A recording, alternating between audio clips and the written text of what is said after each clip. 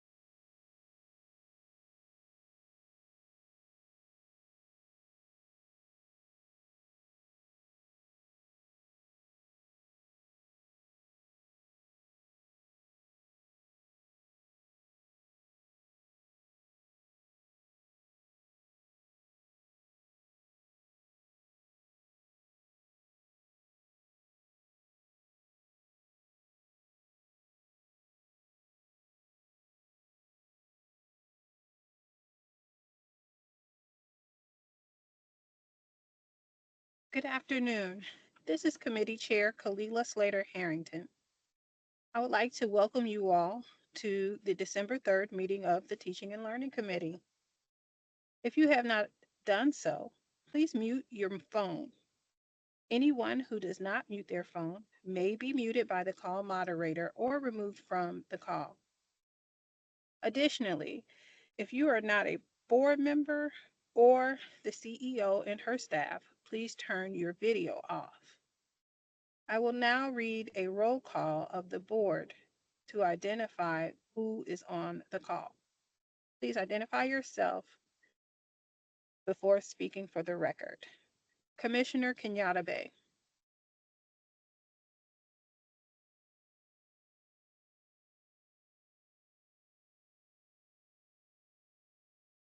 Commissioner Redding Lallinger.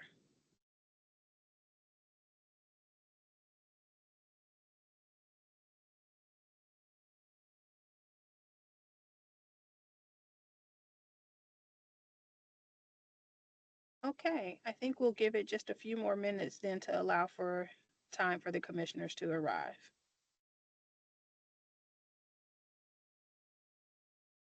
Hey there, Dr. Jabrowski. Good afternoon. Good afternoon. We're just going to give it just a few more minutes for the commissioners to arrive. Sounds good. In the spirit of transparency, I am doing multiple things. I'm currently outside of one of our schools, Baltimore School for the Arts, to pick up a sick kid. So Oh, I'm sorry. I hope, me too. But if the other commissioners' days are going anything like mine, then I understand. Understood.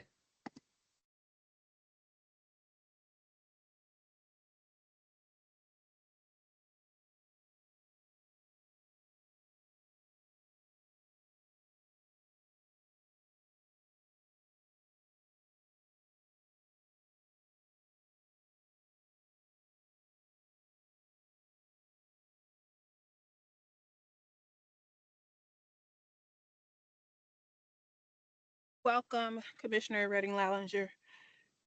We are going to give it one more minute. We were waiting on other commissioners to arrive. Thank you, and good afternoon, everyone.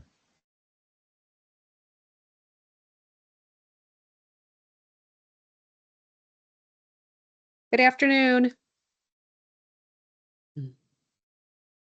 While we wait, I will share that today is International Day of Persons with Disabilities.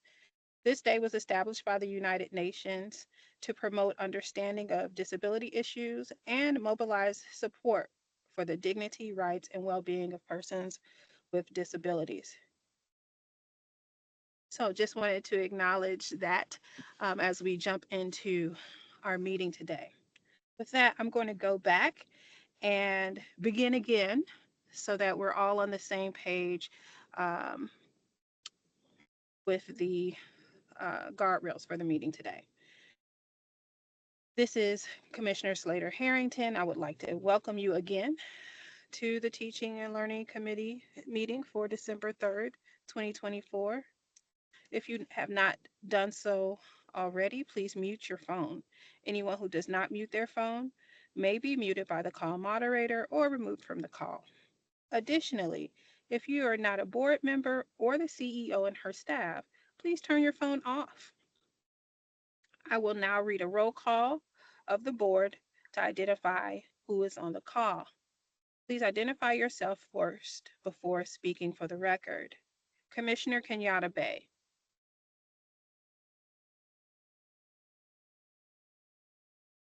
Okay. Commissioner Redding Lallinger. Reading Lallinger present. Awesome. Thank you for being here. All right.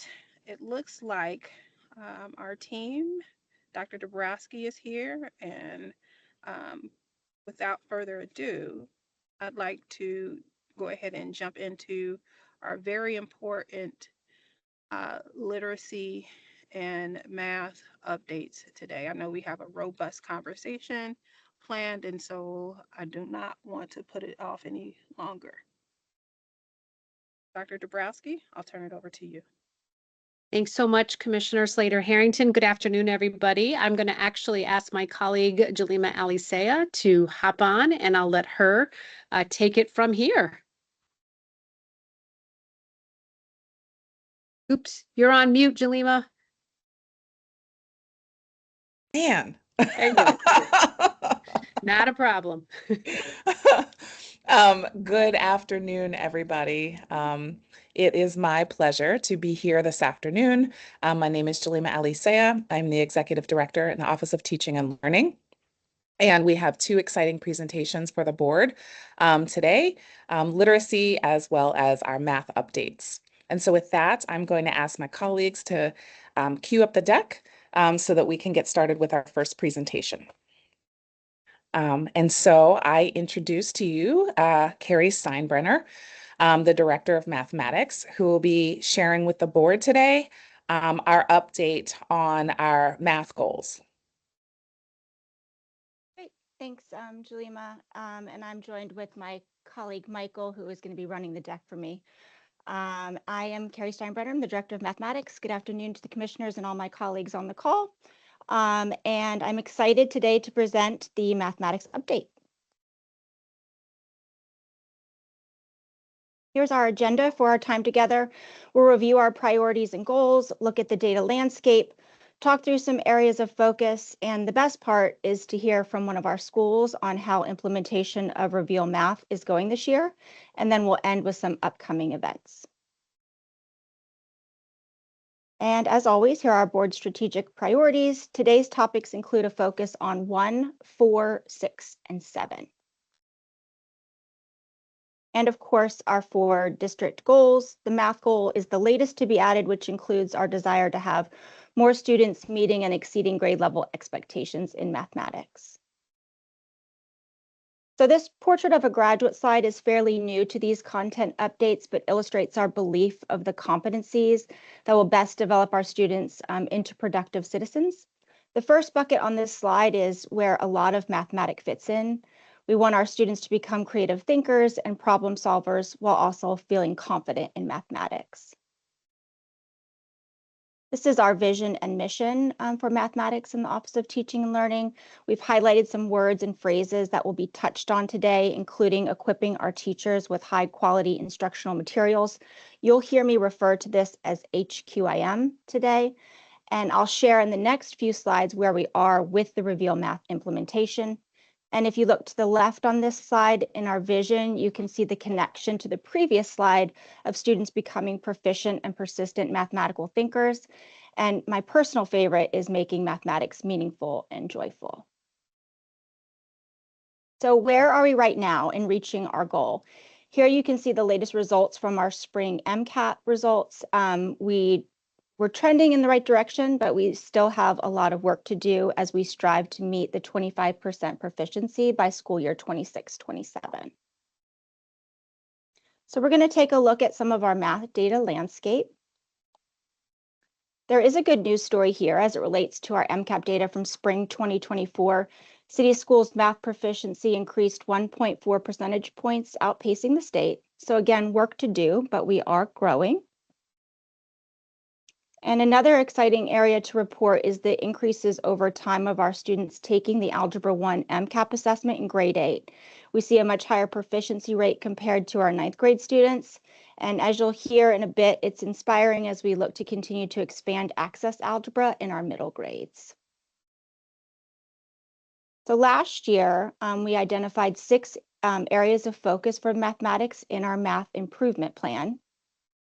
And for our short time together today, we're going to share updates on the HQIM implementation and how we're supporting teachers, coaches, and school leaders with the rollout.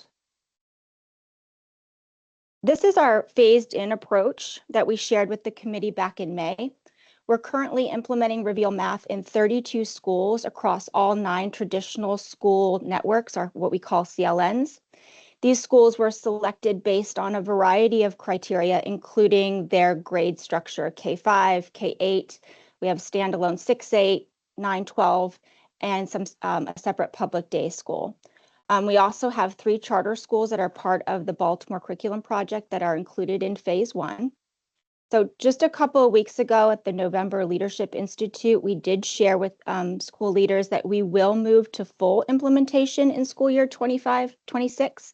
So instead of 3 phases, as outlined on this slide, we'll have a phase 1 and a phase 2.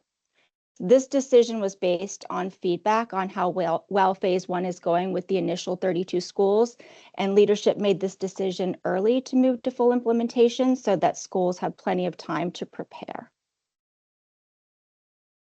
Now, knowing that we are going to be moving to full implementation, we outlined here where we've been with as far as the training goes around that, where we're going to support teachers, coaches, and school leaders, and what we're currently doing.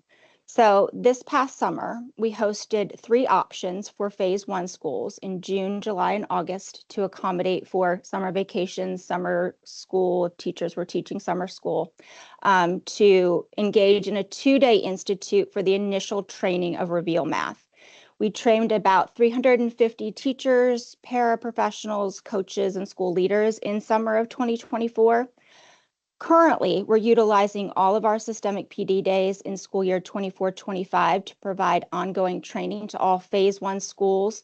And during the March and May PD sessions this school year, we'll begin to train phase 2 schools. Looking ahead, we will again host summer institutes for the next phase of schools to prepare for implementation, and we'll continue to utilize our systemic days to provide ongoing support.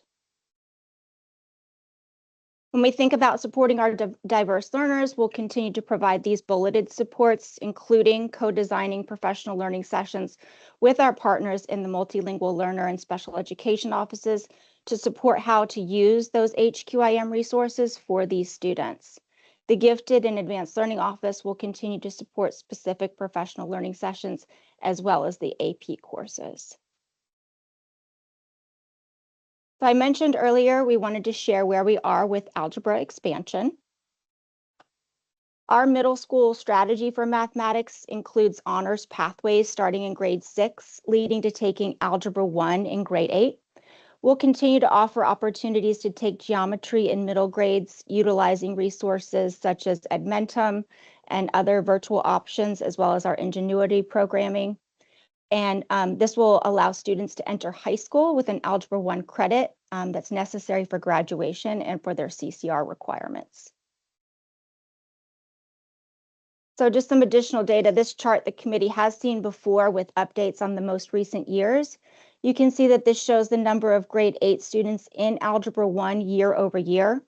The changes fluctuate for a variety of reasons, including staffing at some of our smaller K-8 schools that are not able to offer a full traditional class, and also students' eligibility for advanced math courses based on various data sources.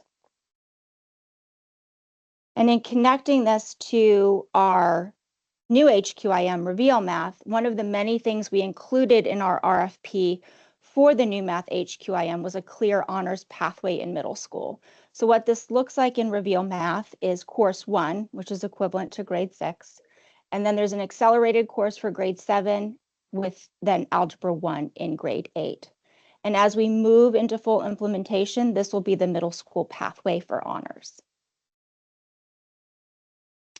In October of 2024, the Council of Great City Schools, they released the key performance indicators for academics, and there were some noteworthy areas of improvement identified for Baltimore City related to algebra.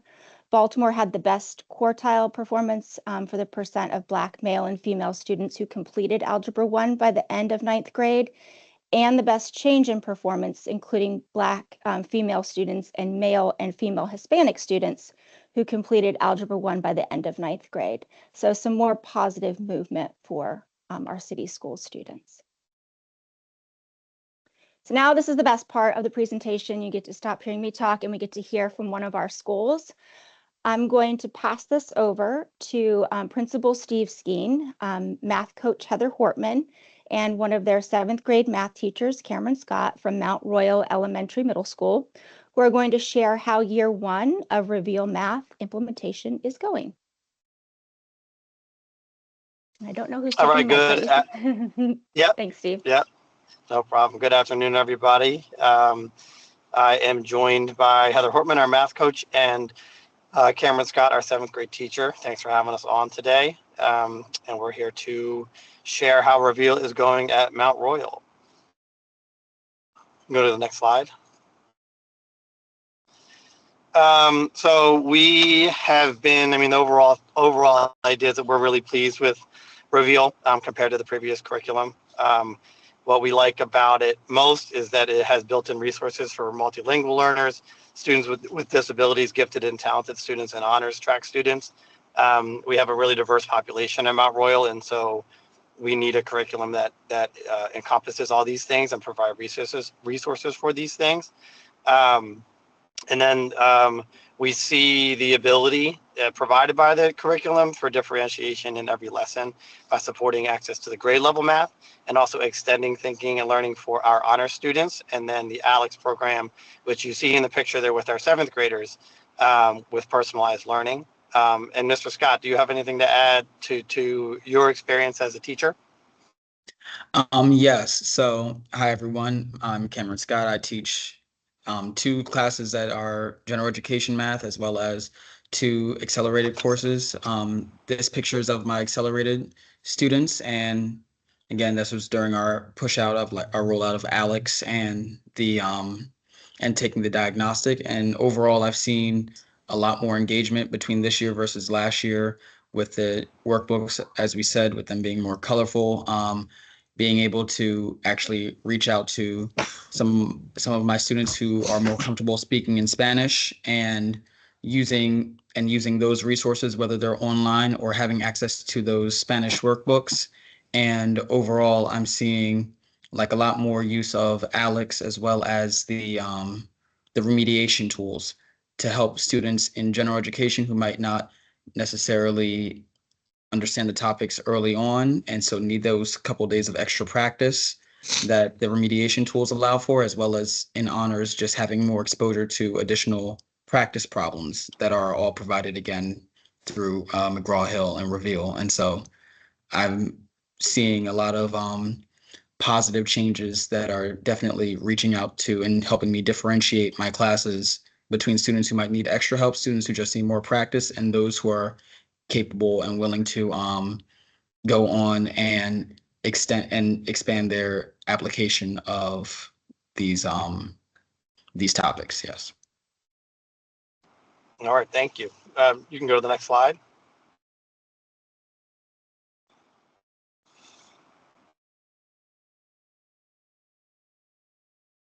Next slide, please. All right, awesome. So Mr. Scott mentioned the colorful workbooks, and that may seem like a small thing, but the workbooks are I mean, they're incredible and much better than what we had before. There's pictures, there's story problems. It is engaging for students to get into the books. They enjoy being in the books. And then there's interactive games that keep students engaged with the math. And there's one particular portion of the lesson that I really enjoyed as a principal walking into a class where there's an exploratory part of every lesson that hooks all students of different learning abilities into the lesson. It's almost like a notice and wonder situation where students are able to just share their ideas about a concept or a picture that really loops in all the kids to the lesson. And I've enjoyed the discovery part and hearing students very creative thinking about math as they dive into each lesson. And then the next slide, please. So the next steps at Mount Royal, right? So there's still a lot to learn. We're only in December of using Reveal, and we're still learning best practices. But Ms. Hortman and our teacher, Ms. Hortman has been amazing in leading our teachers and coaching our teachers and taking the time to really dive into the curriculum so that the teachers can understand it best. But we still have a lot to learn. We continue to send our staff to the Reveal trainings that the district has provided, and that has been really helpful. We also have weekly collaborative meetings where our math team gets together and discuss challenges and successes with the curriculum as they continue to learn how to best implement it for our students. And then finally, yeah, I mean, having an out of the classroom math coach is so crucial to any new initiative, I mean, to anything in math. But to roll out a new initiative is so crucial for Heather to be rolling that out and checking with me often on how it's going. But we're really excited for what we've done so far. I'm really excited for the future as we all kind of grow this Reveal muscle that we're working on. So again, that's kind of all I have, and I appreciate the time. Thanks so much for joining us. I know it's a busy time of the afternoon with the school dismissal and everything else. So thank you so much. And thank you to Mr. Scott for sharing the input as well. We appreciate your voice and feedback on this journey. And as I wrap up and we look ahead, we just want to highlight the ongoing support we will offer from our math office for our math coaches. And I'm so glad Principal Skeen mentioned the need for the full release math coach. It's so important in this work to support the Reveal math implementation. And we'll continue to analyze and triangulate the assessment data that we monitor at the district level. And we'll proceed with learning and collecting feedback from our phase 1 schools so we can make real-time adjustments for phase 2. And in my last couple minutes, just a shameless plug for our upcoming Math Night event on December 11th at Port Discovery. You can see all the logistics on this slide, and we invite any commissioners to come out and talk to our families about mathematics in city schools. And we thank you for your time today in hearing our math update, and we'll stay on for any questions or comments. Awesome. Thank you for the presentation. Oh, I'm sorry. Did I cut you off? Okay. Welcome, Commissioner Kenyatta Bay. I wanted to, I'll turn it over to Dr. Redding Lallinger for questions, and then I'll end the questions after Kenyatta Bay. Dr. Redding Lallinger, do you have any questions? I do. I saw Commissioner Kenyatta Bay's hand, so I'm happy to let him go first. I do have a couple questions, but Commissioner, you why have don't the you go mic. first? Go ahead. No, Oh, you I have have the the mic. mic. We'll go I to, have the mic. Kenyatta Okay. Bay after All you. right. Sounds good. I appreciate it. First of all, thank you all so much, particularly to Principal Skeen and Mr. Scott for doing this during dismissal. I mean, that is that is some real commitment. If you're still on, Principal Skeen, I think I do still see you. Just a question, you know, we're obviously going to be expanding this across the district.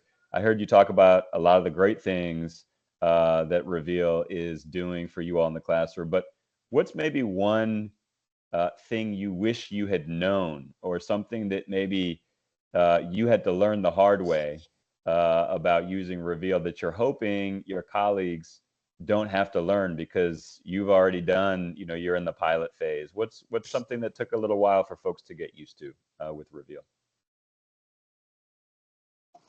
And it That's could a be really good Principal Skeen or question. Yeah, sorry, go ahead. Yeah, that is a really good question, and I'm actually going to hand that over to our amazing math coach and teacher to give you that information. Hi, everyone. My name's Heather Hortman, and I'm the math coach here at Mount Royal. Mr. Skeen spoke to this component of Reveal called the launch. And I would also highlight that as being a real challenge for teachers to understand the intentionality behind, to learn how to embrace that component and to execute it properly. It feels really odd to ask math teachers to post a picture and have students ask notice and wonders, or, what question could you ask of this picture?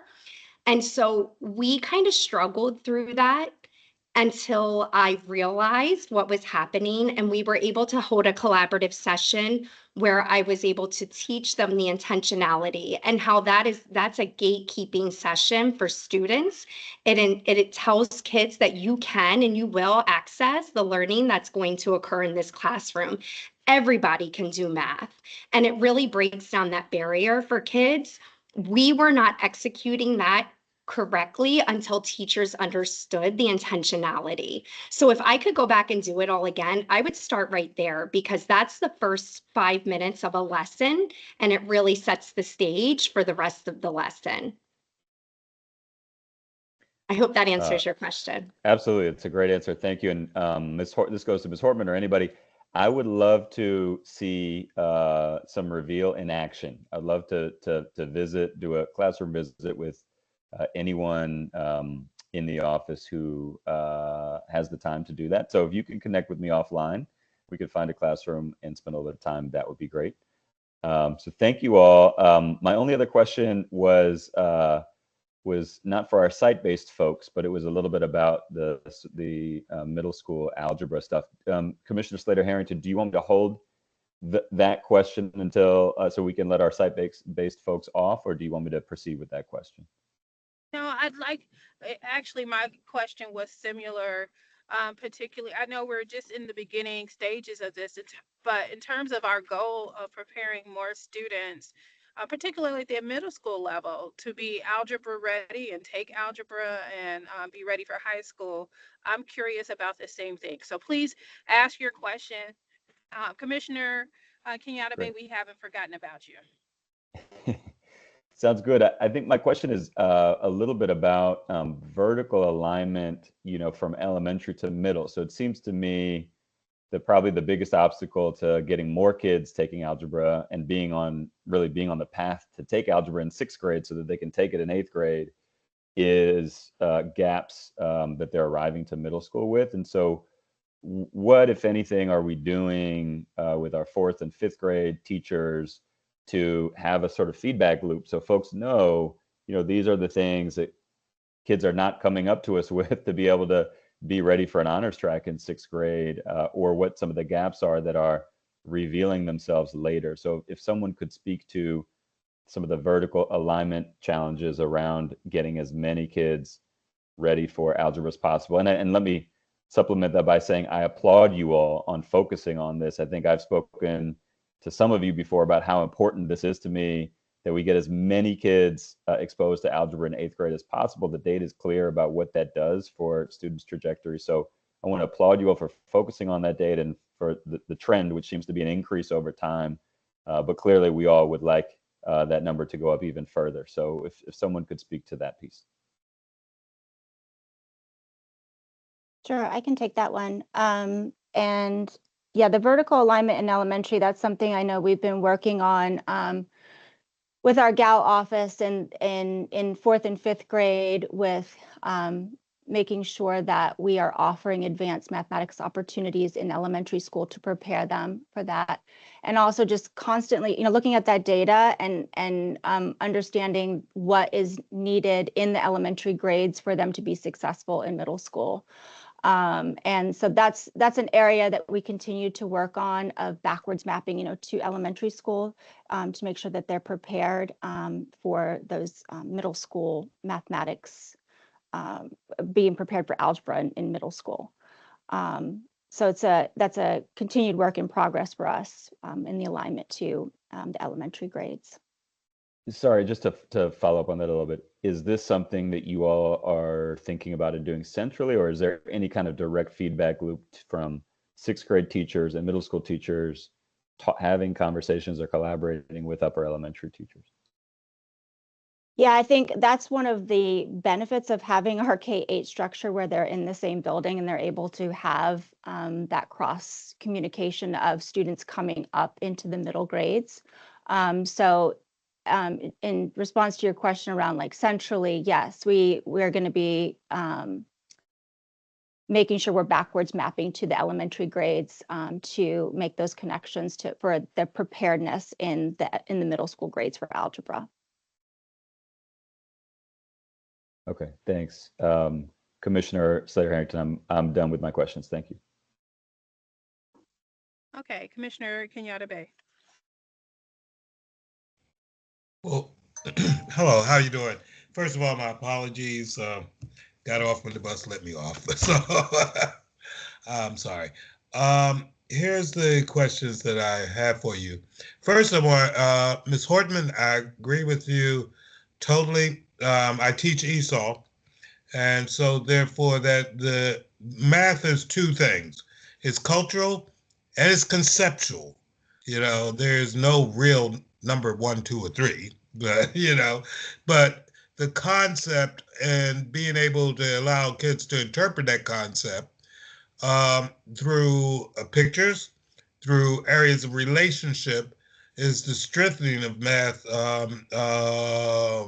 skill as they go along. So I really do agree with that concept. I'm very pleased with what you've done. The other thing is cultural. And when I say it's cultural, I'm saying that, and the question that springs from that is that a student can come out of a family, that is leery of math, of the math process.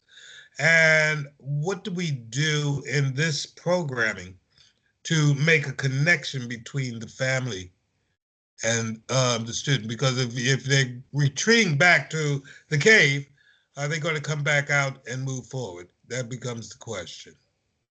You understand what I'm asking? Do you? Would you like, I can take that one, and then Ms. Okay. Hortman, if you want to jump in. What I can say, and Carrie can add to this too, when we think about our multilingual learners and families, one of the reasons that we chose those materials, one of the reasons is because they do have a lot of supports for our multilingual students. And so making sure that there are supports for them aligned to access, to make sure that, and it's aligned to WIDA levels. So it will tell you if you're in a WIDA level 1 or 2, these are the supports for this particular lesson you might look at, and so on. So that's one of the ways, but also as it relates to families, and Carrie shared, the plug around what we're doing with regards to Math Night, making sure that we do have opportunities for our families, inclusive of our families of our multilingual students, so that they do understand not only, what the resources are that their children are using, but just building their awareness of math concepts so that they have opportunities to support students, their students at home with math in that particular grade. I don't know, Principal Skeen or Ms. Hortman, if you have, I don't know what your population or what your percentages of multilingual learners and their families at your sites. I don't know if there's anything that you can add around specifically what you might be doing. I think there are also resources in Reveal. There are resources in Reveal that you can also share with families, even outside of the Math Night, so that families understand what the lesson is, what the upcoming learning will be. But I don't know, Ms. Hortman, if you have anything else to add to that. Yeah, sure. You're exactly right. Reveal provides family newsletters that our teachers are sending home with the families to keep them aware of what students are learning. And they're really nicely crafted where it provides not just narrative around what is occurring, but pictorials and graphs and step-by-step instruction for families to support their learners at home. At a school-based level, we actually just a couple weeks ago hosted our family night school. And this was an opportunity where we invited all of our elementary families, and we'll have our middle school one soon. And our lens and our goal here was to get families in the building to have some fun, but to build their capacity at supporting their learner at home. So we were teaching them activities and games because while Reveal's different this year, Common Core just in general is still a struggle for a lot of our families. So our charge is just continuing to bridge that gap and helping them to feel comfortable with working with their student at home. So we do our own outreach type programs. The district offers great math night initiatives and offers great outreach. And then Reveal offers some resources that we use as well. Thank you. Thank you very much. Because I've had a student come to me say, Mr. Bay, I'm learning English, and now you have me learning this other language. I said, what other language? She said, math. so I just wanted to make that clear. All right, thank you very much. My question is, we heard from the teacher. I'm just really curious around teacher adoption. I love now not all schools have wonderful math coaches like Ms. Hortman, but the curriculum is only as good as the fidelity of implementation. And so I know you highlighted some of that in the presentation, but if you can go just a little bit deeper on that, and then what are we looking at? I know we have our standardized test scores or what have you, but like, Jalima, when you look back at this and say, this was really successful implementation, this is the evidence of it, what would that evidence be?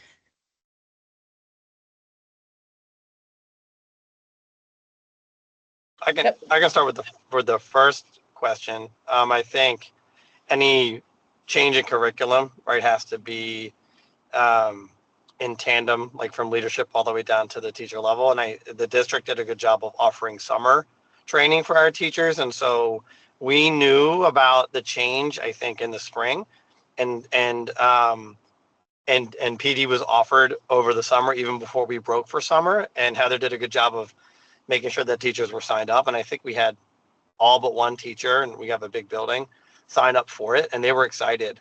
So I think it was met with a lot of reception because folks were not so happy with Eureka. And so I think that, and then part of it, Heather was selling it like, this is what we're doing, and we need you to be prepared for it. And our awesome teachers, they jumped right in. And then the continuous training, and then like Heather and I went to a training just for principals and math coaches for Reveal over the summer, so that I was aware of the nuances, and I got books, and she was trained a couple of times. And so like me knowing what I'm looking for when I'm going to classes and work with my assistant principals was helpful. On top of, what was my other thing? Just the continuous learning, right? It's having folks all throughout the building knowing what's going on, and then talking about it at collaborative planning. Heather can speak on her one-on-one coaching that she does with her teachers, so that it is kind of catered support for teachers who are really getting it quickly, and then teachers who are really struggling to get it. And so that one-on-one support is there to move towards fidelity, because I agree with you, right? It's no good if teachers aren't teaching with fidelity, especially the first year, because you don't know how you can grow and develop until you've done it with fidelity for the first time. Before we toss it over to Ms. Hortman, I wanted to talk to you, Principal Skeen, just about, one of the muscles we're trying to build as a district is our principal muscle to be able to be that instructional leader when you're managing everything else. Have you found that this gives you some tools maybe to lean into those conversations with your educators to improve their practice and also improve yours? Yeah, I mean it does, and I have to take time to understand it. But like I said, Heather and I have a fantastic relationship, and we have check-ins every other week for at least an hour. So we are always talking about what we need to do. And like I shared about the launch being my favorite part, like that is valuable experience to know ahead of time. But you know, it is a lift, right? There's a lot going on, and so like I can't say enough about having that coach in that situation.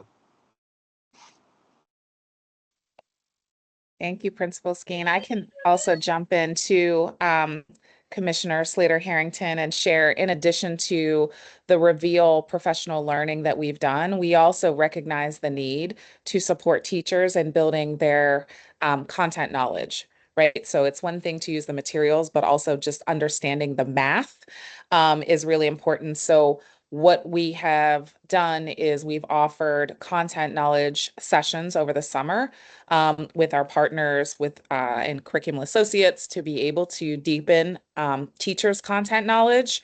And then also what we've done or been able to do this year, which we're really excited about, is having offerings for our math coaches / leads, because we know not every building has a math coach, but they might have a math lead. And so Carrie and Michael Turlick, who leads this work, have done an incredible job of building a learning trajectory for those math coaches and leads to come out monthly to engage in professional learning, to engage and dialogue with their peers, to be able to deepen their math content knowledge as well and understand best coaching practices so that they can support their teachers in getting better at their own practice. So that has been, I think, really powerful and helpful, and we're excited to be able to continue to do that work with the coaching, especially mirroring what we've been able to do with literacy coaches. And then you asked about evidence. I think Principal Skeen also touched on it, like this idea of fidelity. I think we'll be successful if we see people using the materials and using the materials at first with fidelity to make sure that folks get comfortable with materials, that they understand what each of these components of the lesson is. And so Ms. Hortman talked about the launch and teachers not clearly understanding what the launch is. So I think success looks like teachers using the materials, but also understanding the why behind each instructional move that's embedded within the materials, that teachers are using those resources. Ultimately, yes, we want to see that reflected in student achievement data, but we also know it takes time, and it's going to take time for our teachers to get comfortable with the material. So I think for us, at the end of phase one, like getting that feedback and seeing that teachers are really using the materials and understanding the why behind those materials in classrooms and gathering those lessons learned to be able to support our teachers in getting ready for full implementation for next year. Thank Yeah. you. Oh, I'm sorry. Go right ahead. I just wanted to add that it has been really beneficial to have a phased-in approach, that it's allowed us to learn from schools like Mount Royal, and watch for invites from us, because we have been in a lot of schools and it really is helpful to see it in action. But that is the evidence, I think, is where it's really going to come from, of everything we're collecting from having that phased-in approach. So I just wanted to add that in. Awesome. Thank you. Commissioner Kenyatta, I saw you lit up. Was that a former hand, not a current hand? No, it's a current hearing. Okay. Just real quick, I just wanted to ask, because we look at math, we look at a construct that's theoretical in itself, and what I need to know is a practical outcome. What do you foresee in this besides the data? Because I'm hearing, our numbers will look better, we'll grow, and we'll have more people achieving and passing tests, but what do you hope to have as a resultant of these efforts in your scholars? Where will they be going? What's the practicality of their achievement? Because if we don't give them practicality, they don't reach for it. And that's bottom line. I'm sorry. Go on. Yeah, I would like to jump in first because when you ask that question, something really, really sticks out to me. Other than like Carrie mentioned in the mission and vision, like students finding joy, math being joyful. So that's one thing that we want to be able to see. Not sure why that thumb is coming up, but sure, yes, thumbs up. But the other thing too, and what I love so much about the Reveal resources is it shows students how to use math not only in everyday life, but it also makes connections to different career opportunities, especially in the STEM field. And for me, yes, we want to see student achievement grow, but we also want to see students excited to learn about math and see ways that they can apply math and see a future in what they might want to do that connects to their mathematic experience. For me, it's that young people find joy and that they also see themselves in the future, possibly in a career that connects to math instruction. But I don't know, Carrie or Miss Hortman. Yeah, no, I love that question because it connects right back to the portrait of a graduate that we brought up. Like we want students to be effective communicators. We want them to be problem solvers. We want them to love math. And I think when you have an engaging math classroom, that's what that's going to lead to. So I think it makes that direct connection there. Thanks for that question. I loved it. And I can speak to the connectedness, in a school setting. I'm really looking forward to children making the connection that math, in a lot of curriculums, math feels very one and done. Like, oh, I learned this in second grade. I learned this in third grade. And we're just starting to see glimmers of Reveal and the trajectory and the vertical alignment. Today, I was in a first grade room and the kiddos had the answer on the left side of the equal sign. And the teacher said, well, when you're in algebra and you're isolating the variable, it could be on either side. And the kids were kind of like, what? And I thought, oh yeah, they're already starting to see this connectedness that math is, this skill that's going to build. And then selfishly, I want to never hear again one of my lovely 8th grade friends say, no, I don't want to take Algebra 1. It's too hard. I want them to say, yes, I'm ready to tackle this challenge. I want to be in that Algebra 1 class. So many of our scholars are almost there, but they're just so hesitant. They lack that math confidence. And I really hope to see that grow. But I agree, this was a great question. Thank you. This, you. oh, go ahead. I'm sorry. I just saying thank you. Okay. It's really a great pivot point. I wanted to take us back to our district goal to increase the percent of students proficient on the MCAP grade 3 to 8 and the Algebra 1 assessment. I love all of the foundational goals. I think once you increase student advocacy, their belief that they can do it, once you implement with fidelity, you have a strong foundation. But it's got to lead us to achieving these goals. So what I'm really looking for out of this adoption is fundamentally, can we get our most vulnerable students to meet and exceed? And I know that you said that you are focusing this implementation on phase 1 schools. I want, ultimately, when I look back at this adoption, it's like, yeah, it got us there. We made strides. I don't think that there is any panacea or anything like that will solve all of everything. But for this level of adoption, I really hope that it gets us back to that goal and really advancing. And so I'd love to see in phase 2, what are our targets that are going to help us move along on that pathway to realizing our goal. All righty. Amazing. Thank you very much. Ms. Hortman, if you were a math coach, maybe I wouldn't have been an English teacher, but that's another story. We can do math. We can do math. Thank you for that. Now we'll move into, well, if you're looking at our agenda, it says the Liberty Goal update, but it's really our literacy goal update. Jalima, are you still on point? Yes, I'm going to kick it off. So excited to be able to share the updates now for literacy around our literacy goals. So again, for folks who may be joining a little later, my name is Jalima Alisea. I'm the Executive Director in the Office of Teaching and Learning, and I am very proud to present our Director of Literacy, Heather Blackwell, and she will be guiding us through the literacy goal updates this afternoon. Good afternoon, Chair Slater Harrington, board members, colleagues, and community members.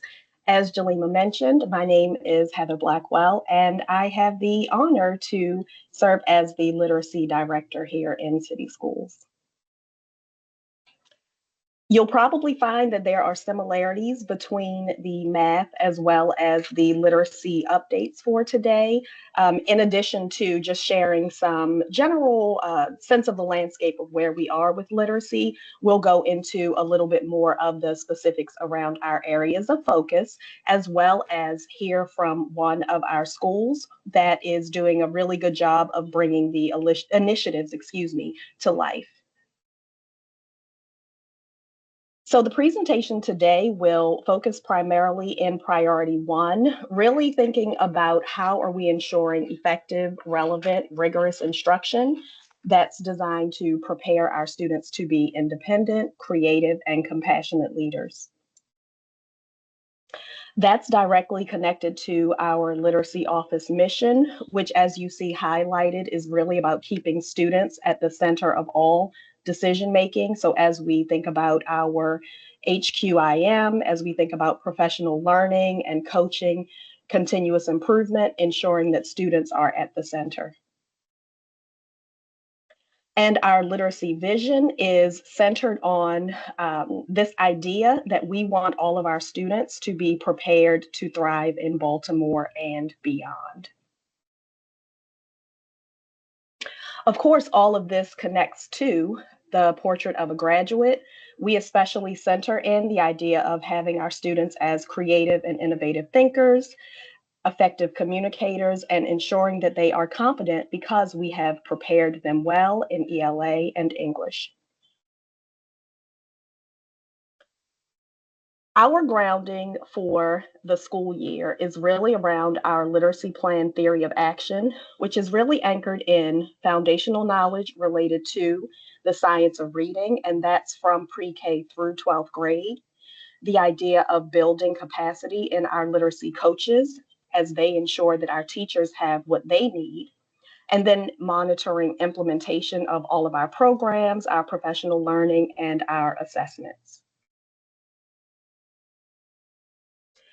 Our hope is that at the end of all of the work that we do, we will meet our district literacy goal of ensuring that more of our students exceed grade level expectations. We have shown some success in this area, particularly in the spring of 2023, as well as 2024. We increased proficiency on MCAT. So moving a little bit deeper into the data landscape. As we saw with math, we in city schools did outpace the state in terms of our percentage point increase. And more specifically, if you look at the percentage point change from 2016 to 2024, as we look not only at all of ELA, but in individual grade bands, you can see the trajectory of growth for city schools.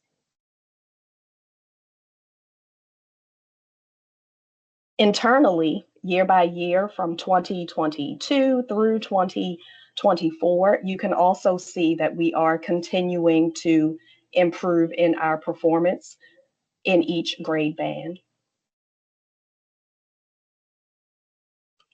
This moves us into our specific areas of focus for this school year. From pre-kindergarten through 12th grade, we are really anchored in 3 specific areas.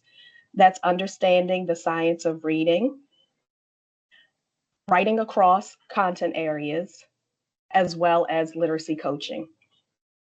Specifically in pre-kindergarten through 8th grade, we're really looking at those foundational skills connected to the science of reading and how we support our students with additional supports in small group instruction. 9th through 10th grade, we are still anchored in the science of reading, but thinking about English content, vocabulary, fluency, and comprehension, and supporting our teachers with small group instruction during their English language time blocks. Specifically around coaching, these are our areas of focus.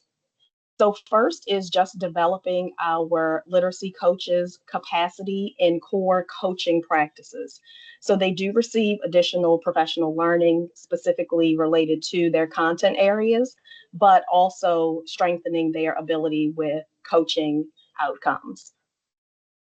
Coaches use a common observation tool to collect instructional data as they visit classrooms and support teachers. And they utilize this information and resources as they conduct their teacher instructional debriefs and prepare for planning and coaching support. So we use our efforts in the science of learning, our efforts in writing, and our efforts in coaching to ensure that we are supporting all of our students' needs. We continue to offer science of reading specific training for our ELD teachers, as well as our teachers of students with disabilities. We are also training our IEP chairs in additional information and resources around the science of reading to connect to IEP development. We're also offering accelerated learning training for all teachers so that they are able to provide supports for advanced pathways for all students.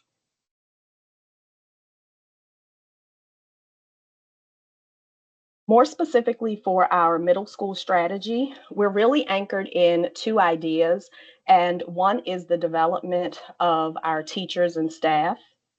The other is how do we support and accelerate student achievement.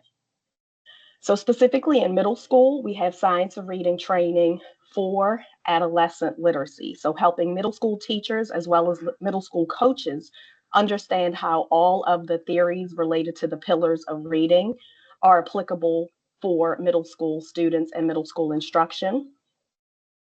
Wit and wisdom training, not just basic foundational training for our teachers, but also what we like to call our 2.0.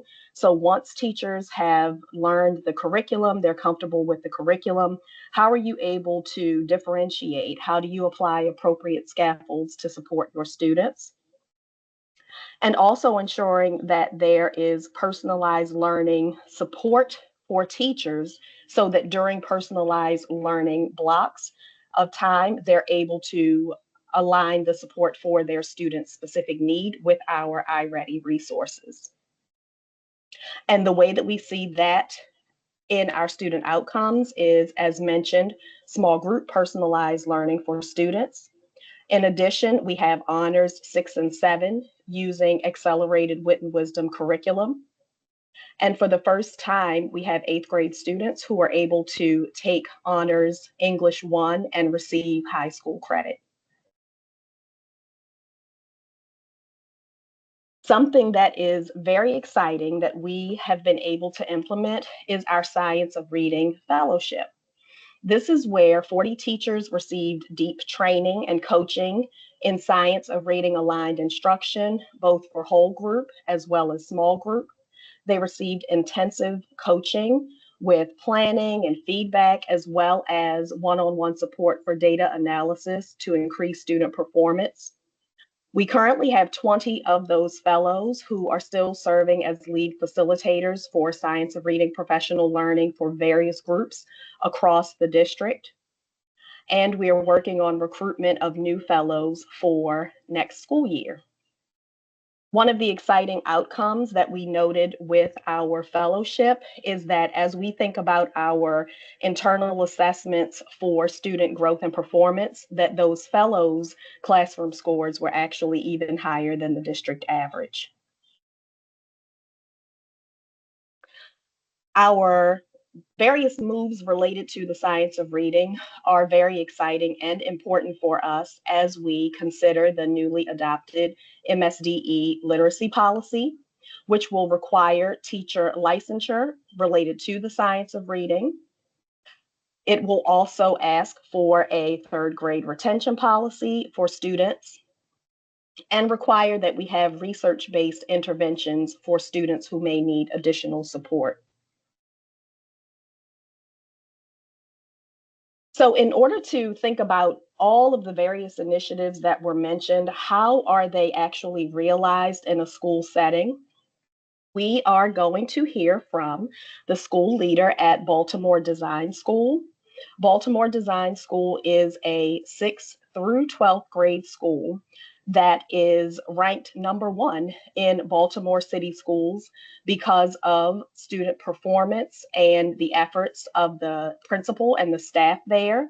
We're very excited to partner with all of our schools, but we really enjoy our experience working with and learning from the leadership at Baltimore Design School because they really are able to take the model that they have for their school and think about how do we support students who may still have additional needs, as well as accelerate students in various areas. So with that, I am very pleased to introduce Principal Brosine from Baltimore Design School, who will give us a little more information about how he and his team are realizing the literacy vision in city schools. Thank you, Director Blackwell, and I want to say good afternoon to everybody on the call. It is my honor to present some information about Baltimore Design School and talk a little bit about how we are utilizing the model that Director Blackwell just shared. So I've kind of broken down what I'm going to discuss into 3 main components: our coaching, our literacy coaching in particular, our intervention block and supports, and writing across the curriculum. And that will be the focus areas for my portion of this meeting. And so with regard to coaching, we were lucky to utilize one of our high school teachers when we hired our literacy coach and moved her from the classroom to more so into our coaching role based on her work with students in her time here at Baltimore Design School. And so one of the things that we've done and been very intentional about with regard to coaching is having regular check-ins between her and myself. I work with her and come and attend the academic planning sessions for many of the ELA and humanities meetings. And so we like to discuss and plan our plan of action, looking at the larger scope for the school year and breaking that down into more manageable chunks throughout units and then monthly and weekly meetings. And so that collaboration ensures that we're all seeing things and working from the same page, and kind of infusing information that we've learned at various settings, whether it's professional learning opportunities, principal meetings, lit coach meetings. We're making sure that we're unified in our approach. And so those meetings become very productive to ensure, like, hey, making sure that we are able to communicate with one another and then lay out a very clear plan of action for the teachers, so they don't feel like they're being pulled in multiple directions from their administrator or from their coach in that sense. And so that's one of the main things that we've done, is make sure that we're communicating effectively. And then by participating in the collaborative planning meetings on a weekly basis, she and I are able to facilitate interactions with the teachers. Again, sometimes we can branch off into small group sessions. That may mean I'm working with some of the social studies teachers as a social studies teacher myself, and she worked with ELA, or even small group it in, hey, I'm working with high school ELA, she's working with middle school ELA. And so that has really had an impact on making sure that we're supporting teachers in real time in the smallest group setting possible, where they're still able to learn from one another, but also hear from, whether it's the lit coach, the administrator, and some feedback and some guidance. And so that has been productive for us as well. Again, there's also opportunities for us to work as whole group. And so that's not to say we're exclusively working in small groups or subsets of our larger content teams, but we're much more able to engage one another and collaborate. And that's the important piece, that we utilize the data-driven instructional cycles through our academic planning meetings. And we really look and see through the sequence of instruction, I would say. Some of the meetings we're going to be looking at lesson plans, where teachers are bringing or presenting their lesson plans, and colleagues are looking at it, looking for specific components, let's say, of the instructional framework. Our focus has predominantly been around Teach Action 2 of the instructional framework, where we're really looking at grappling with complex texts and tasks, differentiating and scaffolding learning, and utilizing gradual release. And so we're looking at that intentionally in a teacher's lesson plan and providing feedback around that, potential next steps for the teacher to take notes on, summarize out with the team and say, hey, hearing what the conversation is, here's where I'm thinking I can go next. And so it becomes much more of a team approach, which is specifically helpful because now we have the 6th grade ELA teacher, the 7th grade ELA, 8th grade, 9th, 10th, 11th, and 12th, who can bring the breadth of knowledge at various grade level learning pieces and knowledge of grade level standards, and say, hey, this may be a way to differentiate that because this is what that skill looks like or standard looks like in the 7th grade versus the 10th grade. So that's been very helpful too as we look at plans. One of the other main pieces that we want to emphasize during the academic planning when we're looking at lesson plans is making sure we're seeing evidence of internalization of the curriculum. What is the curriculum suggesting we're doing? What's in there? And then how are we seeing that evident in the teacher's plan? What are the students expected to be doing? What are the teachers expected to be doing? And asking some questions around that. I see this activity or task was adjusted or cut. What made that decision? And we're really looking to hear teachers talk about, hey, what are the section diagnostics looking like? What does the culminating task look like at the end of the unit? And seeing how they see their through lines from a lesson to those formative assessments and ultimately to that summative assessment. So that work is also taking place during academic planning. So teachers are hearing and reflecting on their thinking, and other teachers are hearing and processing that same thing too. So that's been a major component to make sure we, aren't just looking at a plan and saying, hey, this looks good. How does it align to what's in the curriculum? And how does it make sure that it's meeting the needs of our scholars here at BDS? In addition, what we want to make sure is that our coach is not just coaching and during academic plannings, and that's the last time we see them, right? Once a week, the coach is pushing in, doing informal observations and checking in. Hey, we talked about this. You talked about, hey, this was what I was doing next in my instructional plan. How do we see that in action? So not only providing feedback on the plan itself, but then providing feedback on the delivery and the implementation of that plan. And so the coach, myself as well, and other members of the leadership team are pushing into classrooms on a regular basis to see what teachers are executing in the classroom and how it aligns to the curriculum and what the plan suggested. This typically has been a focus around, again, Teach 2, the instructional framework for us. Not that we're neglecting some of the other Teach actions, including Teach 3 and Teach 5, the questioning and the student-to-student interaction. But generally, we want to focus on those areas as some high leverage areas for us. And based on some of the formal observation data that we have, being very intentional about, hey, these are the areas we need to see the most growth in as well. But the coach also doesn't just, pop in and observe and pop back out and then provide feedback to the teachers to say, hey, this is what I observed and here's what we can do to continue to grow. She's also able to push in and support with small groups as well. And so again, making sure that she's also rolling up her sleeves a little bit and ensuring that, hey, I'm here as a support too. How can I work with a specific group who may be struggling with this part of a standard or this standard while you work on a subset of students who may be struggling on a different skill or a different standard. And so that has been helpful too, that the coaching can take place in real time. And it allows the coach to say, hey, here's some moves that I'm making while the teacher's in the classroom as well. And so that's how we've really been utilizing our literacy coach on a number of components. In addition to that, as it comes to what we call our intervention block or advisory period, we've carved out time Monday through Friday to hold an intervention block. And our lit coach is actively involved there too, but all teachers are involved in that too. So let me start with the lit coach. During our intervention block, the literacy coach has a pullout group basically. So we have a group of students who meet with her every day during that intervention block. We have it from 9:48 to 10:40. And she has a smaller subset of students in middle school who meet with her and work through the Read 180 program. These students were identified as struggling readers, and we've looked at a variety of data sources. We looked at previous grades in ELA, social studies courses. We looked at MCAP grades from previous school years, and we looked at our Achieve 3000 level set and got a sense of where students were at.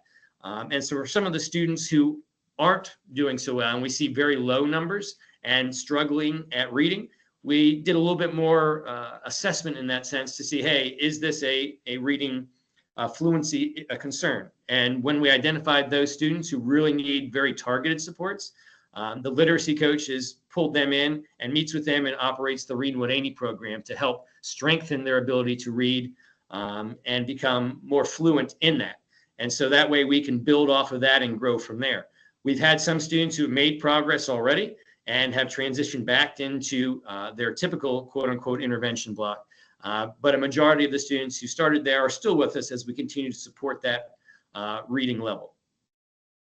Beyond that, daily intervention block, each teacher works with a group of students and they have a assigned task each day. So sometimes during the intervention block, our students are working on personalized learning platforms. For one day, it may be Imagine Math.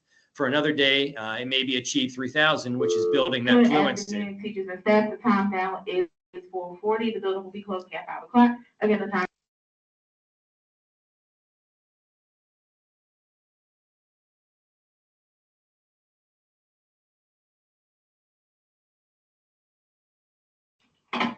Apologies, some club announcements there. So as I was mentioning, when it comes to that intervention block each day, different grade levels are doing different things each day, but every grade level has days for personalized learning where they're working on Achieve 3000 or Imagine Math. We also have tutoring options that are taking place during that day. And then on Fridays, students have a chance to sign up for an additional coach class to take place during the school day in an area of need. So if they have reassessments that need to take place, if they have extra learning that needs to happen, if they missed a day and need to catch up, they can sign up for their teacher's session on Friday during intervention to get that additional support and additional help. And so that intervention block has really done wonders because what it does is it takes and allows teachers to focus on students of need without trying to infuse that into the daily classroom and the daily instruction that they've planned for. It also allows us to prioritize Achieve 3000 Imagine Math lessons to help grow students based on their own individualized data and provide that level of support when, again, it's not taking time out of, quote unquote, the teacher's instructional period where we're trying to fit things in that may not necessarily fit. And so that intervention block has done a phenomenal job of helping students where they're at and building some of their areas of growth and beginning to transition them into areas of strength. We've seen a phenomenal growth in Lexile scores over the course of the school year, utilizing this format. We've also seen a sharp decline in the number of students far below basic in Imagine Math as they transition to below basic and basic. Again, it's a journey that we're looking at, and the advantage that we have is we can work with students in middle school and with students coming to high school with us as well. In many cases, we can really work to build that fluency and build that growth across many school years as well. Last but not least, I want to talk a little bit about writing across the curriculum. I was fortunate enough to sign up for the Writing Revolution half-day trainings. There were 3 sessions that we had last school year where I got to learn a little bit more about the Writing Revolution and receive targeted coaching from the lead of that program. And so we are utilizing that this year, and our schools also signed up where that coach who was working with me as an administrator is now working with our staff on a monthly basis, coming in and providing insights and strategies through the Writing Revolution. Right now, we started with our humanities team, our ELA and social studies, and really working to infuse writing strategies into the curriculum. And it's always funny as a recipient of professional learning, we always hear, well, this isn't something else, this isn't something different. And this is honestly one thing that flows right into any class. Again, we're focusing on ELA and social studies, but anytime you do writing, you can use strategies in the Writing Revolution to help students expand their thinking and really work at the sentence level. So beyond just saying very short and choppy sentences, some of the strategies that we're utilizing at BDS are helping students to expand that, whether it's because, but so, for example, where students start expanding their thinking and using evidence to support their statements. What we're seeing is teachers learning the strategies, and now, hey, I can put this in my warm-up, I can put this in my exit ticket, I can put this as a part of my writing with ease, because again, it naturally fits in and it helps students to expand their writing and make it more deep and make the critical thinking more evident in what they're writing about. We know students here at Baltimore Design School often struggle with the longer extended writing pieces, but using these strategies, we're working at their starting point and helping them to build and expand. And so while we started in ELA and social studies, as we continue on, we're going to infuse that into math, science, and CTE, because again, there's writing available everywhere. And that's a major component of helping students improve their MCAP scores and their ability to communicate clearly. Again, this is all part of the larger goal that we just heard about from Director Blackwell. And as we're doing those lesson plan checks during academic planning, we have a chance to check and see, hey, this is a great opportunity to use some strategies and scaffold in those writing revolution techniques to help students expand their writing. So by being very intentional and connective between administration and coaching, by pushing into classrooms, by providing time during the school day for interventions to take place, and by infusing writing across multiple content areas, we're really looking to accelerate students' growth in literacy. At this point, I want to thank you guys for hearing me out and talk a little bit about BDS, and I appreciate the opportunity to present to this group. Thank you, Principal Brosine, for sharing. And hopefully everyone on the call was able to see the intentionality and the alignment that we really are attempting to bridge between schools and central office. So what's next for literacy? We are planning on continuing our professional learning via our differentiated learning arcs for teachers. So as Principal Brosine mentioned, we have opportunities for teachers to increase and improve their practice in Tier 1. So how are they working with their students in whole group, in small group, thinking about differentiated learning for different student populations, as well as the writing revolution. We are continuing to deepen professional learning for our literacy coaches through our forums where, similar to math coaches and leads, they come out of their buildings once a month for an entire day of development around various aspects of coaching as well as content.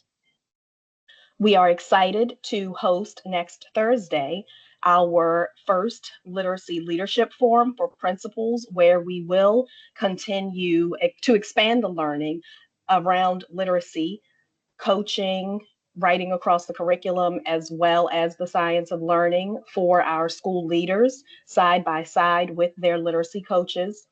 And last but not least, we will also continue to engage the community via various literacy community events. So hopefully, as I mentioned before, throughout our presentation, you were able to see how we truly are working collectively and collaboratively to keep students at the center of our decision making so that they are indeed prepared to thrive in Baltimore and beyond. Thank you.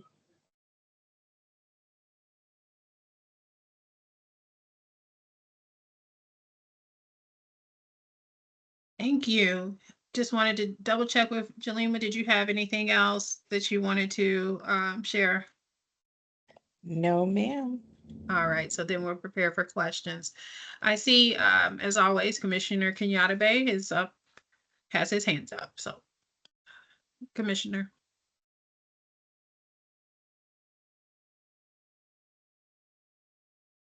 There you go. Helps to have the mic on too, right? Okay, couple of things. I want to preface my questions with a couple of thoughts of that literacy is much broader than the usage and the implementation, the usage of the English language. Okay, it's just much broader. And if we're not careful, we can build an out. Ivory tower around ELA, and not realize the outreach. So I have a couple of questions. One of is the cross-curricular development of literacy, because literacy happens throughout. Number two is, are the measuring devices that we use, NCAP and all like that, fully adequate in measuring what society needs out of literacy? Because we're moving into an age of both collaboration and of creativity, and this is what industry is looking for. I see, Principal Brazine, I think I said it right. Yeah, you come out of social studies, and so therefore you recognize the breadth of what literacy actually means. The last thing that I had to ask was the curricular pressure on teachers. Are we still looking at an industrial construct where we're looking at how fast or how can we make this mark in this time? While instead of a developmental sort of structure where we're actually developing our students to become acquainted with literacy, like in various areas. One of the strongest pushes I have in my classroom is this area of self-expression. One of the biggest pushes. And the use of literacy for that in various environments. So I just want you to speak on those small little subjects there, and I'll sit back and listen to what you got to say. How'd that sound?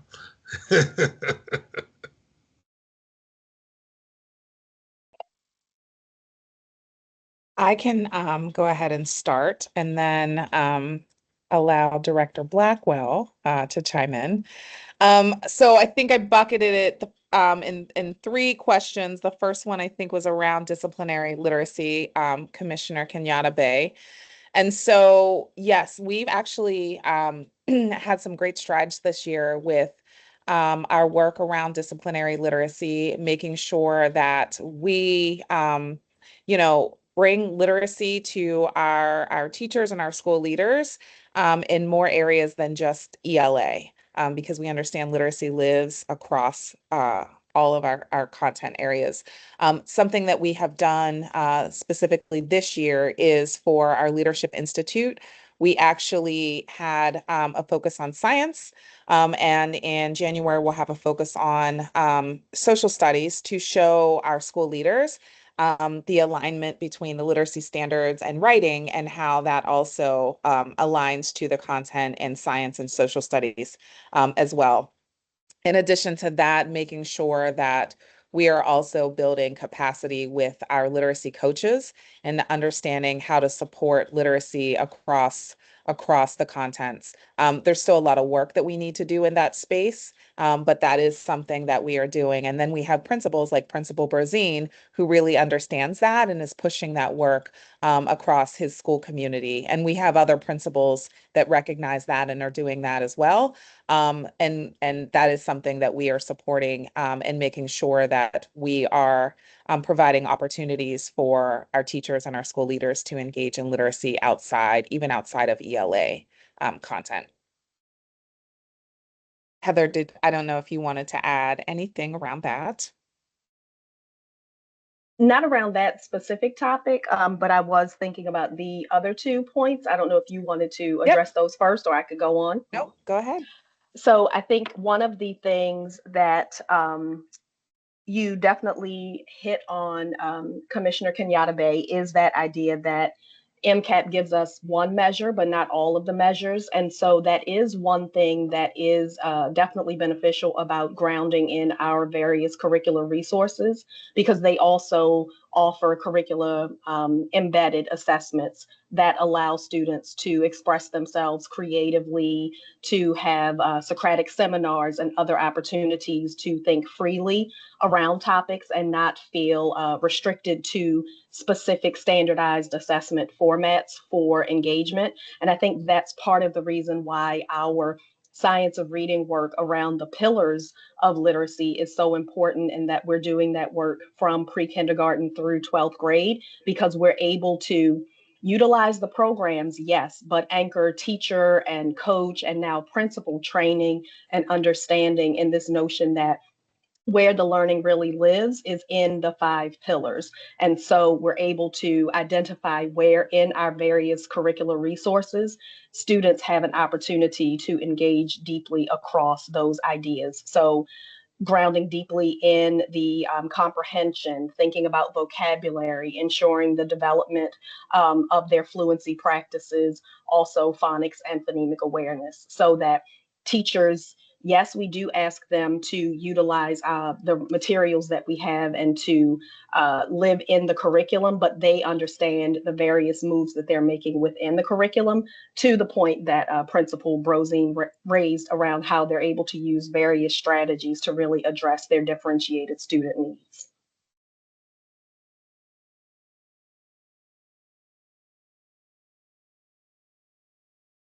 I want to thank you for that. I'm unfortunately, I don't know why my camera's not coming on, but you know, and so I don't need to scare anybody, so I might as well leave it off. So, but still, thank you very much. You're very clear on that.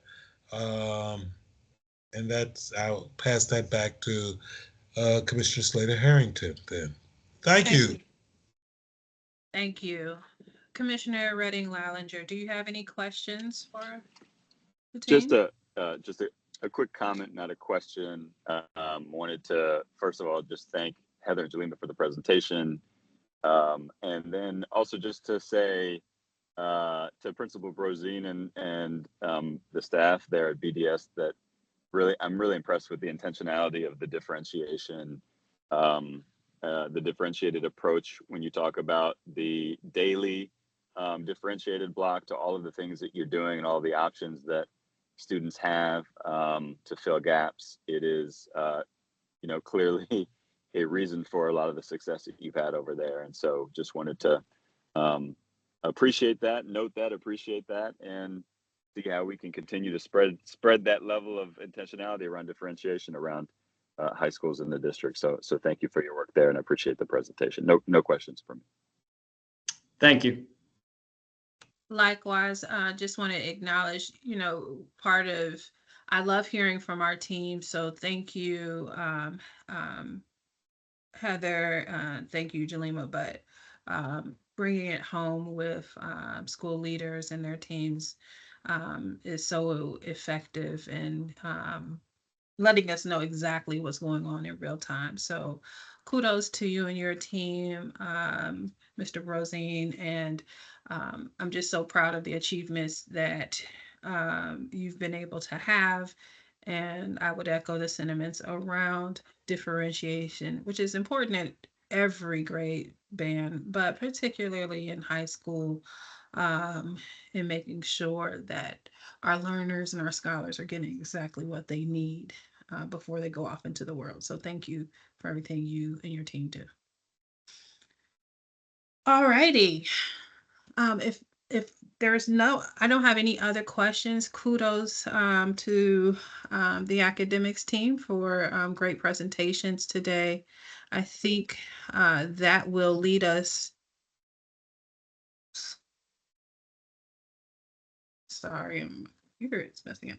I think that leads us into our procurement agenda items. Do we have members of our procurement team on? Hi, good afternoon. Hello and welcome. Hi, how are you? My name good. is I'm Katie, or Catherine Kamenecki, and I'm a contracts administrator. I know you. Yes, many emails. Where's that? What's the status? Exactly. But I'll be I'm a contracts administrator here at City Schools, and I will be presenting the procurement items for the committee today. Section 12.1, this is Studies Weekly. The CAO requests the board's approval to increase the contract with Studies Weekly for social studies, a supplemental instructional material. The board is requested to increase the estimated total contract amount from $600,000 to $900,000. And the contract term is May 10th, 2023 through May 9th of 2026. Okay, do we have anyone from the academics team here to kind of discuss? Hey there. So, hi, hi. Shalima. I noticed with this particular one, the increase, and am I thinking correctly? These are consumables that are sent home with young people, like the Time magazines and things of that nature? Yes, they are supplemental resources that are available to schools that we use with our social studies materials. Okay. You know, as we have gone through approving procurement items, I'm always wanting to make sure that because of the high cost, that we're pretty effective, and they are pretty effective. I noticed the evidence of effectiveness in this was one that was a national one, I think, from Fordham University. And I'm just curious about what we have, since this is a current contract, what we have to suggest that um, this is really working, increasing literacy. I know that was one of the like byproducts or outcomes of it. Like, how is this helping us? And particularly, I'm asking this because it's about to be budget season and we have some really hard decisions to make around budget. And when we consider supplemental materials, I just want to make sure that they're worth the bang for our buck. Yes, thank you for the question, Commissioner. So it is something that we are still, that we continue to look at. What we do know is that they are, like I shared, it is a supplemental resource that our schools can purchase in addition to the other resources that we have curated for social studies instruction. We are seeing that more schools do want to have this resource as teachers. I think the biggest data that we have is like the qualitative data that we hear from teachers around this resource and how this resource is impacted their social studies instruction. And we know that we currently have over 60 schools that are using it through their own purchase. And so we want to be able to allow schools to continue to acquire these resources as our social studies teachers have found it really helpful to be able to engage students in the social studies content. Okay. Okay. Do any other commissioners have questions around this procurement item? Yeah, I guess mine was more about the actual usage. You said you had some anecdotal data. I'm really curious, like how these are being used. Are they being really well integrated into the curriculum? Or are they just sort of handed out for students to take home and read at their leisure? I didn't get a sense for how they are actually being used. So I don't know if you could shed a little bit of light. I'm sure it varies from school to school, but what have you heard or what have you seen about how they're being used? Yeah, so they are fully integrated into our scope and sequence as an option for teachers to be able to use, and we do have unit plans for them. And so it's not, for schools that do purchase them, there is support for teachers to help them, to support them in how to use those materials effectively in their social studies instruction. So it is not just that they are sending those materials home for homework. They are fully integrated.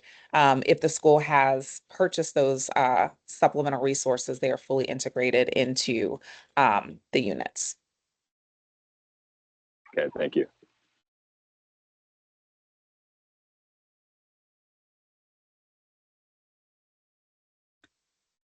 Commissioner Kenyatta. No questions here. Alrighty. Thank you for that. Going back to Katie now. The second item, section 12.2, The Children's Guild, Inc. The CAO requests the board's approval of a non-public school funding agreement with the Children's Guild, Inc. To provide non-public placements. The estimated total contract amount is $993,149.50, and the contract term is June 5th, 2024 through June 30th, 2025. Can you help me understand? You said the contract would have began in June. Is that June 2025? So this was July 5th, Or 2024. we're already in it? Yeah, so I believe, I think non-public can speak to this, but I think the grant term with MSDE was effective July 5th. Okay, so what, I know we have to, I guess we're approving our portion of this agreement. Can somebody from non-public speak to that? Yes, good afternoon, everyone, or good evening. This is Milton Garnes. I'm currently sitting Hello, in the seat. Milton. Hello. Currently sitting in the seat as coordinator for non-public placements. And the fiscal year generally starts July 1 of the school year. So it goes from July 1 through June 2025.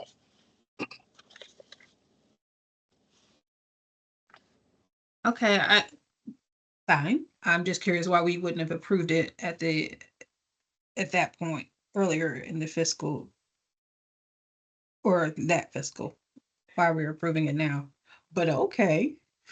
Can you, since you're on, Milton, I believe we already had a relationship with Children's Guild. Can you talk to me a little bit about that relationship and what this contract means to that relationship? Absolutely. We still currently have a relationship with the school. We have students who have LRE placements in a private separate day school currently, and they service students who are intellectually disabled, emotionally disabled, multiple disabilities, and students that have autism as well. And they currently service maybe 30 to 40 of our students currently, who require that placement. However, we do not have a partnership with them where we can temporarily place students who are in a diagnostic status, if you will, who are primarily from elementary through high school. We currently have a partnership now that services students at the Villa Maria School, but those ages usually go through 5 through 15. So we would not be able to provide like a partnership setting for students in high school and students that have more severe disabilities or concerns such as multiple disabilities or students that are autistic. Okay, so this contract or this particular thing that we're approving is to increase the capacity to service more students with severe disabilities, who may be in need, and as well give us the ability to work with some of our public schools to step kids down when they actually need a lesser restriction, but maybe supports for a student who may be not stable or require more at the time.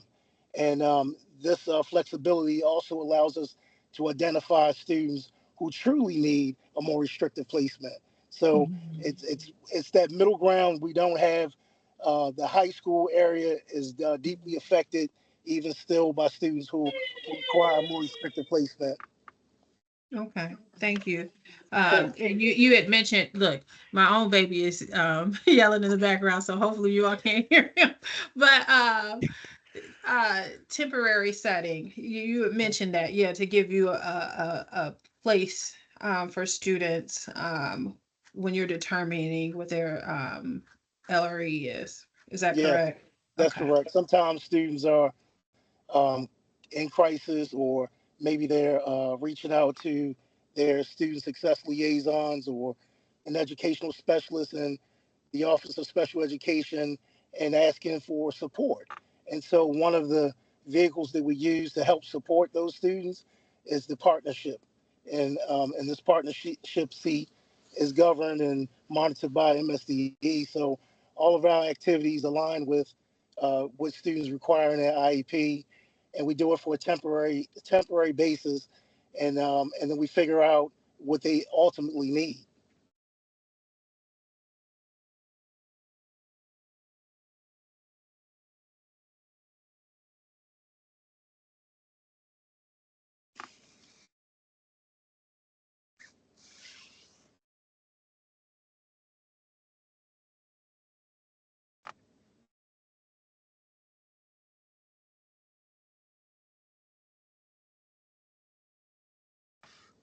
Hello.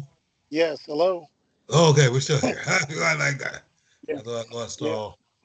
Oh. I thought it was in another universe here for a second.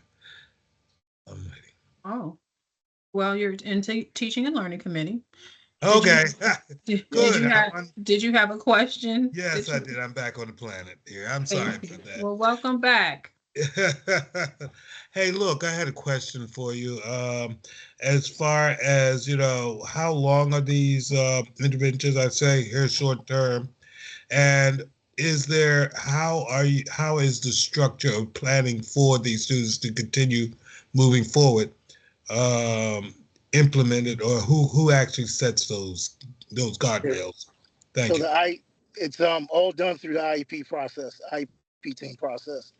So IEP teams at the school level will meet, and so will the team at the Children's Guild with representation from the Office of Special Education, and we set up the parameters for what the students need, and it's a very individualized thing.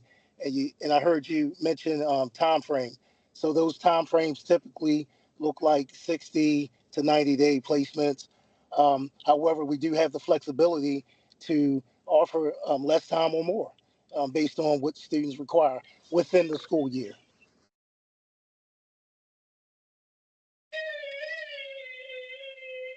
Thank you.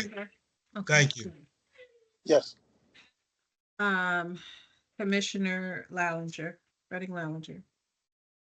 Yes, thank you. I just had a question. Is there a compliance report that comes to us at some point during the year that gives us some statistics around the numbers of students who are in these sort of temporary, more restrictive placements, who are then moved into less restrictive placements? Does that come to us in a compliance report at some point throughout the year? No, but there's a coordinated set of activities that MSD requires, and one of them is attendance monitoring. And so there's usually a mid-year report, and of course there's an end of the year report that's required, and it'll outline the FTEs, it'll outline the disabilities service, the number of days that students attended, those students who return to public school, and those students who actually remain in a more restrictive setting. Great. So just so I understand you, it's not a compliance report that comes to this committee, but it is a report required by MSDE That's that you correct. send on a semi-annual basis. Okay. All That's right. correct. Thank you. And it's monitored. It's housed in our office as well, like in the non-public office. It's available. It's just an MSDE document that we keep on file. Okay. Thank you. Go ahead. I'm sorry. I wanted to note that I think Dr. Reading Lallinger is asking for a more comprehensive view of your work around non-publics and how the board can have a line of sight into our students in non-public, not say it for me, Jesus, non-public placements. Yes. Yes. So, Commissioner Lallinger, we can ask for that as an action item. Do I hear is that a request that the committee receives a report? It is either, that I'm happy to schedule an individual meeting. It doesn't need to be to the full committee unless there are other commissioners who are interested in that, but it's just something I'm interested in understanding the scope of a little bit better. So, I'll leave it to you, Chair, to decide if that is something you want the whole committee to see, or I can follow up individually. But beyond that, I don't have questions or concerns about this contract in particular. I'm trying to get a little bit of a better sense for, the scope of this within the district. And I would agree with that. I would like that to come to the committee too, also, or to me also, because my question did surround the guardrails and the structure that this exists under.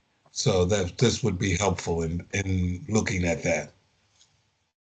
Thank you, Commissioner Bay and Commissioner Lallinger. I am aligned with that. I see Casey Mingo has popped on the screen.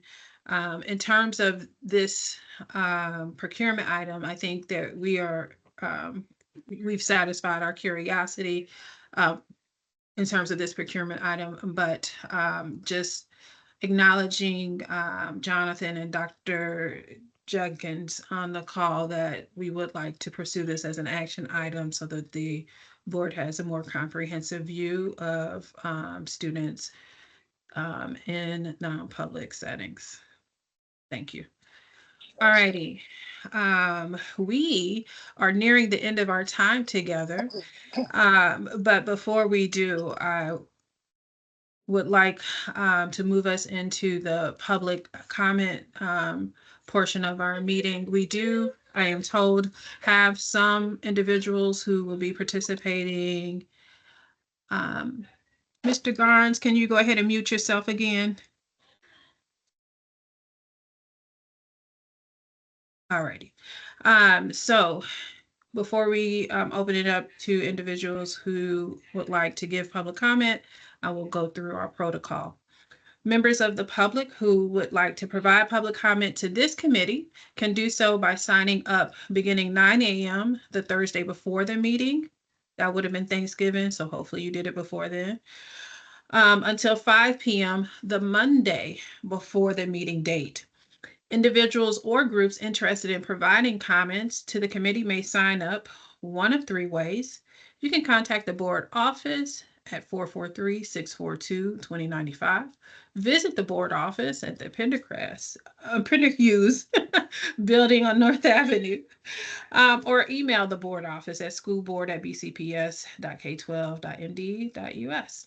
Up to 5 individuals will be given the opportunity to provide comment to the Teaching and Learning Committee. Speakers will be granted 3 minutes. All public comments should address teaching and learning related issues, and sign up is not permitted the day of the meeting.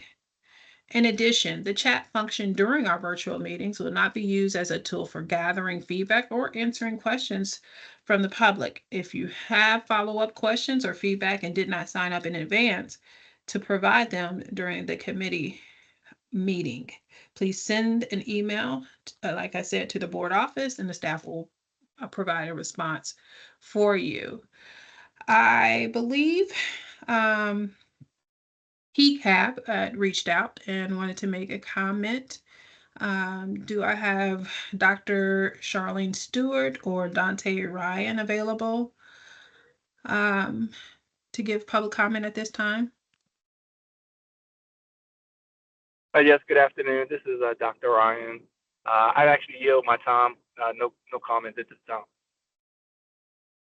Okay. This is Dr. Stewart, and same here. I yield my comment. Okay, so we actually don't have public comment this evening. I want to make sure that's correct. Dr. Jenkins. That is.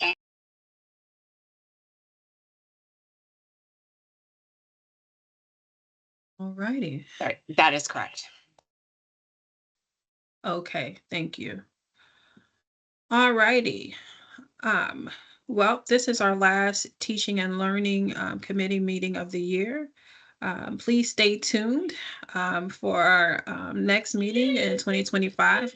We look forward to returning to our focus on student achievement and the board goals around math, literacy, wholeness, and graduation.